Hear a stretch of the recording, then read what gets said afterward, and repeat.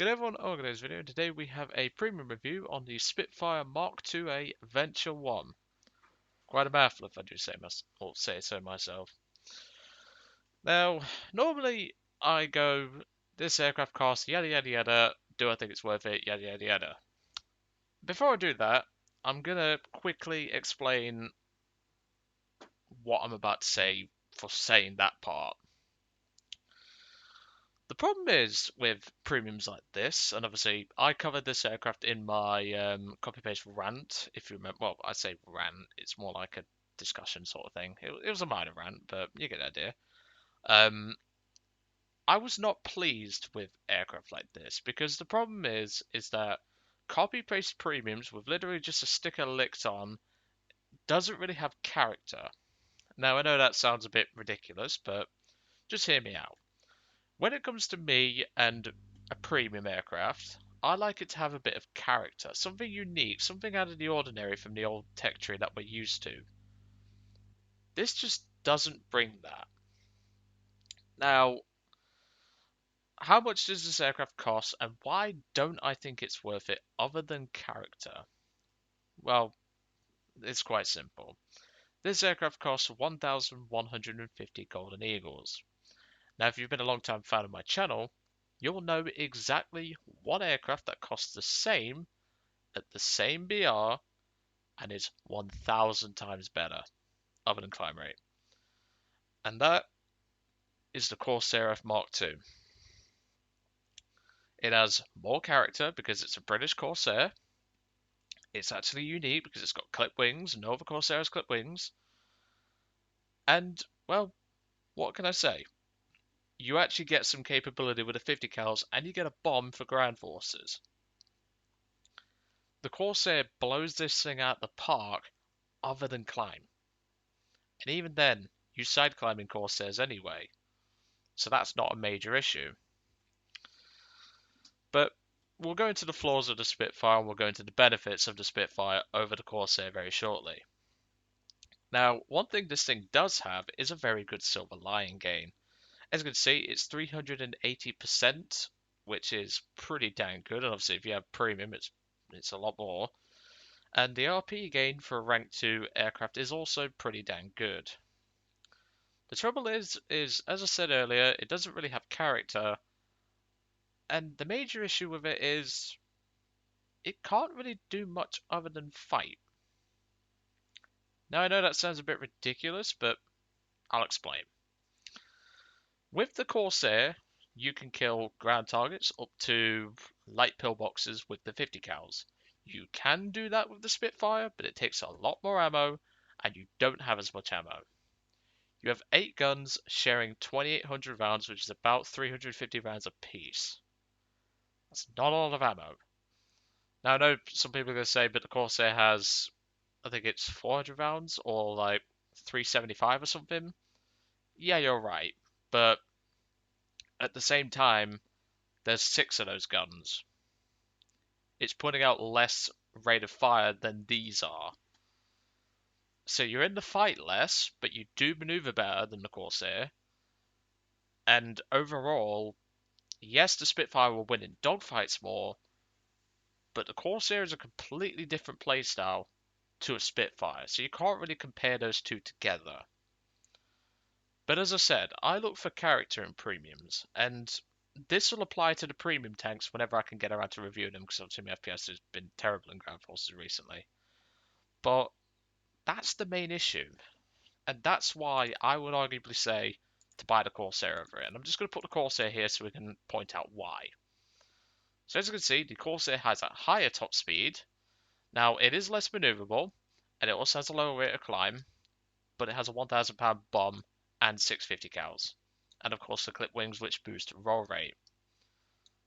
This is just so much better than the Spitfire. Now, of course, the Spitfire, as I mentioned, does have its benefits, and we're going to go into those now. So the Spitfire does obviously have the maneuvering advantage. It is far more maneuverable than the majority of aircraft that you're going to see. Obviously, it won't beat Key 43s, it won't beat Zeros, and it won't beat, it can beat Key 61. But if someone up tiers a Nate or something, like a Kai 27, you won't be beating that. And that's the trouble. The early Spitfires, whilst they do have good guns, because 7.7s are surprisingly reliable, the trouble is the aircraft's engine and getting those guns on target. Now, sure, this thing is insanely maneuverable. You can easily latch onto the majority of foes that you're going to fight and easily take them down. The problem is the guns don't really work past 400 meters. And when you're in a mass dogfight against multiple enemies, you need to drop them quick, and 7.7s ain't going to do that. 50 cals do have the punch to do that, but they won't always, but they'll have a much higher chance. And that's what you need. You need stopping power. 8303/7.7 machine guns are nothing compared to 650 caliber machine guns. And as I mentioned earlier, the Corsair is far more versatile at what it does. And if I was to take anything to back up my Crusader, which I have here, I'd take Corsair. The only reason why I'm taking the Spitfire is because I'm done with the Corsair. I don't need to fly it anymore. But that's the thing. What's the point of this premium at its current price when the Corsair does pretty much everything better? So if I was to personally suggest, if you really want this Spitfire, wait for a sale. Anyway, let's jump into the match and let's take a look at what happened. You may notice there, Order 66 executed. Yeah, I think you can guess where this is going. Oh dear. So there are a couple of other flaws with the Spitfire. As previously mentioned, it has no ordnance options compared to the Corsair. That may not seem like a lot, but to me that is important in a premium. Can it do multiple things? Is it not a one-trick pony? Now I know some people are going to pipe up saying, hold on a minute Joe, you absolutely adore your XP50, but that doesn't carry bombs. Yeah, but it's got 50 cal and 20 mil. It can kill ground forces quite well. But it won't kill tanks, like medium tanks and stuff. But even then, that is not as big a deal because the XP50 gets an air spawn and can be at 7 kilometers by the time most of the enemy team barely hits 5. And the Spitfire doesn't have that luxury. So it's only a 15-16 minute match, so I'm just going to jump us ahead a little bit because all I do is spend a couple of minutes climbing in the clouds. And yeah, whilst this thing does have a good climb rate, it does have a critical flaw compared to the Corsair. Now the Corsair does run a little hot if you whip it too much and you don't throttle back after a while. But this thing overheats the moment you look at it funny. Problem is with these early Spits is, a few years ago, I would have actually said this is a good premium to buy. Good bloody reason for that. These things barely overheated, and they're at the same BR as what they currently are now. In fact, I think the 1A was 2.3 at one point. But that's the issue. What's the point of flying this at 2.7 when you've got the Corsair? And it doesn't overheat anywhere near as often. But as you can tell, the guns are pretty damn effective if you're getting close. That's the thing, you have to get in close for these guns. And by the way, universal belts at 500 meters convergence. That's kill number 1. There goes kill number 2, because that's the Lancer that I set on fire. And yeah, as you can tell, this thing is insanely maneuverable, and if you get the guns on target at close range, they really do kick some ass. Kill number 3. As I was about to say before I had to go over the Yak 7 and the P43 there, I would recommend actually running 400 meters convergence, because some of the guns on the Spitfire are quite spread out across the wings, and as a result, you're going to need to take into account that. Whilst it does have great, shall we say, spread if you use a long gun convergence, as I said, the guns only tend to work past 400, or under 500 meters. Sometimes even 400 meters, depends on what you're fighting.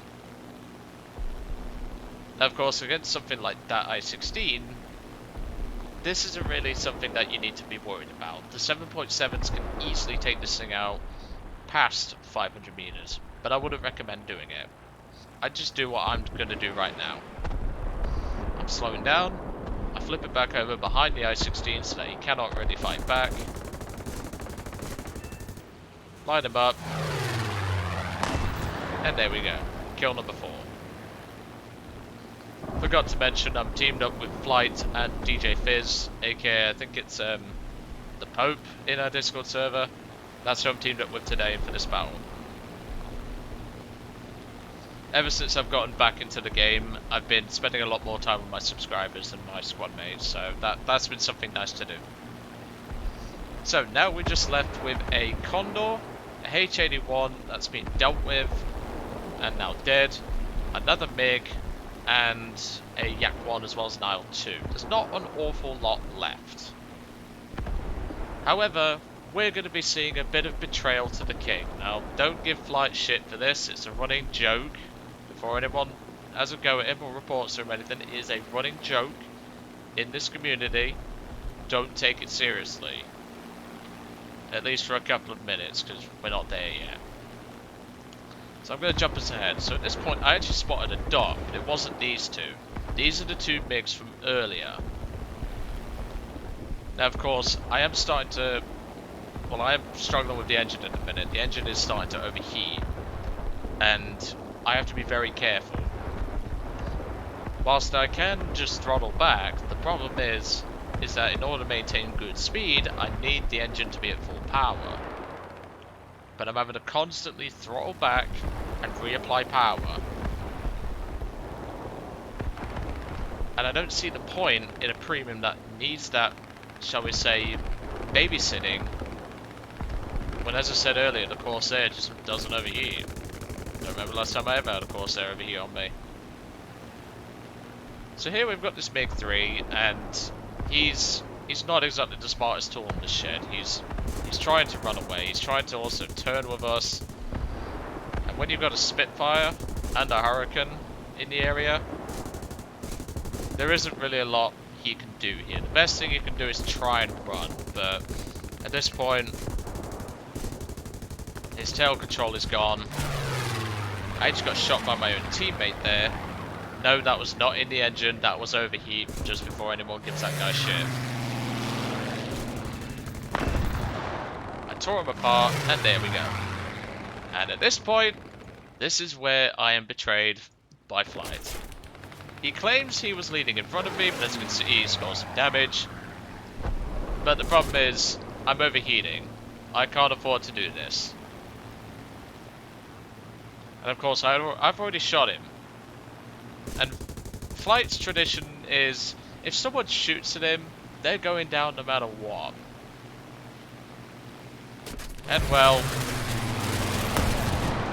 down I go. He takes off one of my landing gear, he sends me into a flat spin and takes out my engine. Not exactly what you would call stellar, but remember, this is a running gag. We tend to do this a lot. It's just Flight seemed to think that he was leading in front of me and not hitting me, but he was, and obviously because I shot back and actually hit him, he had every reason to do that. It's a running gag, please don't give him shit. But yeah, whilst it can get aces, and whilst it can certainly do well in most matches, I just honestly don't see the point. If you really want a rank 2 British Premium, just buy the Corsair. But anyway, I'm going to let you guys off. I hope you enjoyed today's review on the Spitfire Mark IIA Venture 1. Just remember, don't give Flight shit. He was just having a bit of a laugh. And I will see you all on the next one.